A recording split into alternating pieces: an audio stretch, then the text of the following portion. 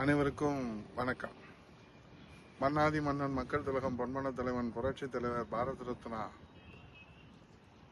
எம்ஜிஆர் அவர்களுடைய 109வது பிறந்த தின விழாவில் வருங்கால முதலமைச்சர் இருவரும் தெய்வங்களின் மறு வடிவமாக காலம் தந்த கொடை புரட்சி தமிழன் ஐயா எடப்பாடியார் அவர்கள் தாய் தமிழ்நாட்டு மக்களுடைய மிகுந்த எதிர்பார்ப்புக்கும் வரவேற்புக்கும் இடையே முதல் கட்ட தேர்தல் அறிக்கை 5 அறிவிப்புகளை முத்தான அறிவிப்புகளை இன்றைக்கு தாய் தமிழ்நாட்டு மக்களுடைய வளர்ச்சிக்காக தாய் உள்ளத்தோடு வெளியிட்டிருக்கின்றார்கள். இதை பொறுத்து கொள்ள முடியாத திமுக அமைச்சர்கள் வரிசையாக வசைபாடி வருகின்றார்கள். இன்றைக்கு திமுக அமைச்சர்கள் எல்லாம் ஒரு பதட்டத்தோடு இதை விமர்சனம் செய்வதற்கு என்ன காரணம் என்று சொன்னால், அறிவித்த உடனே 100% மக்களிடத்திலே சென்று சேர்ந்திருக்கிறது இந்த மகத்தான முத்தான தேர்தல் அறிவிப்பு. முதல் கட்ட அறிவிப்பு முதல் கட்டமாக வெற்றியை உறுதி செய்திருக்கிறது. ஆகவே இன்றைக்கு கொலை நடுங்கி போயிருக்கிற மக்கள் விரோத இந்த அரசு அமைச்சர்கள் வசைபாடி தங்களுடைய அதிருப்தியை வெளிக்காட்டி வருகின்றார்கள். புரட்சி தமிழர் ஐயா எடப்பாடியார் அவர்கள் 2021 சட்டமன்ற தேர்தலில் மகளிர் உரிமை காக்க மகளிர் உரிமை தொகை 1500 ரூபாய் அறிவித்தார்கள் என்பதை மறந்துவிட்டு, அது மட்டுமல்ல, புரட்சி தமிழர் ஐயா எடப்பாடியார் அவர்கள் அறிவித்த திட்டங்களோடு அறிவிக்காத திட்டங்களான அம்மா மினி கிளினிக்கை தந்தார்கள், குடி மராமத்து திட்டத்தை தந்தார்கள். புரட்சி தமிழர் ஐயா எடப்பாடியார் அவர்கள்தான் இன்றைக்கு 11 மருத்துவக் கல்லூரியை தமிழகத்துக்கு கொண்டு வந்தார்கள். 7.5% இடஒதுக்கீடை ஊழல் இடஒதுக்கீடை வழங்கினார்கள். இதெல்லாம் வரலாறு. இந்த வரலாறை மறந்துவிட்டு இந்த 2ஆம் புலிகேசி அமைச்சர்கள் இன்றைக்கு வாய்க்கு வந்ததை வசைபாடுவதை நாம் என்னவென்று சொல்வது? இந்த அரசு பொங்கலுக்கு வழங்க வேண்டிய இந்த வேஷ்டி சேலையை கூட இந்த 5 ஆண்டுகள் முழுமையாக வழங்க முடியவில்லை. 1,77,00,000 ஆண்களுக்கும் பெண்களுக்கும் விலையில்லாத வேஷ்டி வழங்குகிற இந்த திட்டத்திலே நாங்கள் கைத்தறித்துறையை முழுமையாக உற்பத்தி செய்து அனுப்பிவிட்டோம் என்று சொல்கிறார்கள். கூட்டுறவுத்துறையை விநியோகம் செய்கிற அவர்கள் எங்களுக்கு வரவில்லை என்று சொல்லுகிறார்கள். இதை நிரூபிக்கின்ற வருவாய்த்துறையோ இன்றைக்கு இரண்டும் கைவிட்டு போய்விட்டது என்ற நிலையிலே தான் இருக்கிறார்கள். ஆக இந்த விலையில்லா வேஷ்டி சேலை திட்டத்தை கூட புரட்சி தலைவர் தொடங்கிய அந்த திட்டம். ஆனால் ஒன்றை நீங்கள் நினைவு வைத்துக் கொள்ள வேண்டும். இந்த தாய் தமிழ்நாட்டு மக்களுக்கு தெரியும், புரட்சி தலைவருடைய 100ஆண்டு விழாவில புரட்சி தமிழர் ஐயா எடப்பாடியார் அவர்கள் கோடிக்கணக்கான மக்களுக்கு அரசு விழாவாக நலத்திட்ட உதவிகளை புரட்சி தலைவருடைய 100ஆண்டு விழா வழங்கியதே இந்த வரலாறு தெரிந்தவர்கள், படித்தவர்கள், உணர்ந்தவர்கள்.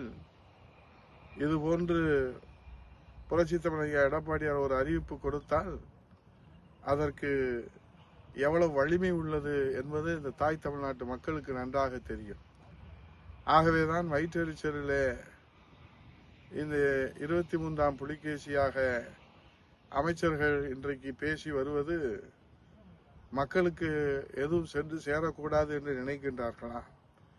2500 ரூபாய் புரட்சி தமிழர் ஐயா எடப்பாடியார் கொடுத்த பொங்கல் பரிசைத்தான் நீங்கள் காப்பி அடித்தீர்கள்.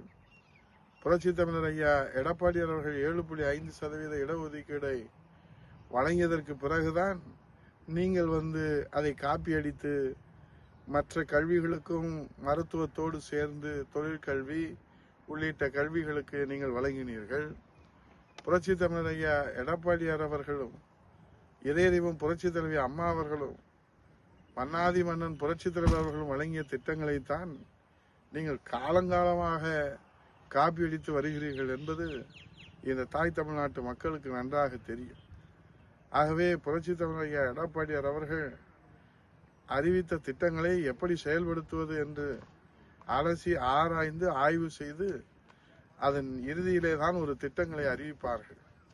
அதனுடைய சாத்தியக்கூறுகள் என்ன, பீசிபிலிட்டி என்பதையெல்லாம் முழுமையாக அறிந்து தெரிந்து புரிந்து அதை கடைக்கோடி மக்களிடத்திலே எப்படி கொண்டு போய் சேர்க்க வேண்டும் என்பதையெல்லாம் முழுமையாக செயல் திட்டங்களை உள்வாங்கிக் கொண்டுதான் அறிவிப்பார்கள் என்பது அவருடைய 50 ஆண்டு கால பொது வாழ்க்கை அதற்கு சாட்சியாக இருக்கிறது. ஆகவே இன்றைக்கு புரட்சி தமிழர் ஐயா எடப்பாடியார் அவர்கள் யாரையும் காப்பி அடித்து அரசியல் செய்ய வேண்டிய ஒரு நிலையிலே இல்லை. அவரை பார்த்து வேண்டுமானால் இன்றைக்கு இருக்கக்கூடிய அரசியல் நிலையிலே அவர் மக்களிடத்திலே காட்டுகிற அக்கறை, மக்களிடத்திலே செய்கிற சேவை, மக்களுக்காக செய்கிற தொண்டு மற்றவர்கள் வேண்டுமானால் வழிகாட்டுவதாக அமையுமே தவிர அவருக்கு வழிகாட்டுபவர்கள் இருவரும் தெய்வங்களான புரட்சி தலைவர் எம்ஜிஆர், புரட்சி தலைவர் இதய தெய்வம் அம்மா, நம்முடைய பேரறிஞர் பெருந்தகை அண்ணா அவருடைய வழியிலே, அம்மா அவருடைய வழியிலே, எம்ஜிஆர் அவருடைய வழியிலே தான் அவர் தன்னுடைய அரசியல் பயணத்தை வெளிப்படை தன்மையோடு, கருணை உள்ளத்தோடு, தெய்வ உள்ளத்தோடு, தாய் உள்ளத்தோடு, இந்த மக்களின் மீது அசைக்க முடியாத நம்பிக்கையோடு, இந்த மக்களின் மீது அசைக்க முடியாத அக்கறையோடு இங்கே மக்கள் தொண்டு ஆற்றுவதற்கு தன்னை அர்ப்பணித்திருக்கிறார். இதுதான் தமிழ்நாட்டு மக்களுக்கு பொங்கல் செய்தி.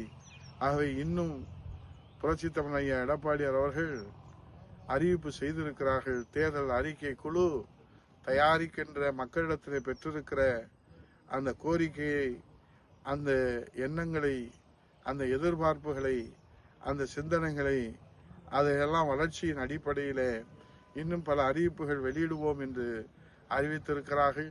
ஆகவே தமிழகம் எதிர்பார்த்திருக்கிறது புரட்சி தமிழர் ஐயா எடப்பாடியாருடைய அறிவிப்புகளுக்கு.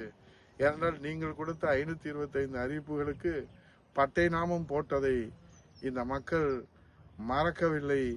இந்த மக்கள் அதை இன்னும் அவர் நம்பிக்கொண்டு இருப்பார்கள் என்று நினைத்தால் அதை விட ஒரு செயல் வேறு எதுவும் இல்லை என்று சொல்லி புரட்சி தமிழர் ஐயா எடப்பாடியார் செய்வதைத்தான் சொல்வார், சொல்வதைத்தான் செய்வார், சொல்லாததையும் மக்களுக்காக செய்வார். அதுதான் அவர் 50 ஆண்டு கால பொது வாழ்க்கையை சாட்சி என்று சொல்லி வேஷ்டி சேலையாவது விடுபட்டவர்களுக்கு கொடுப்பதற்கு இந்த அரசு முன்வருமா என்று கேட்டு விடைபெறுகிறேன். நன்றி.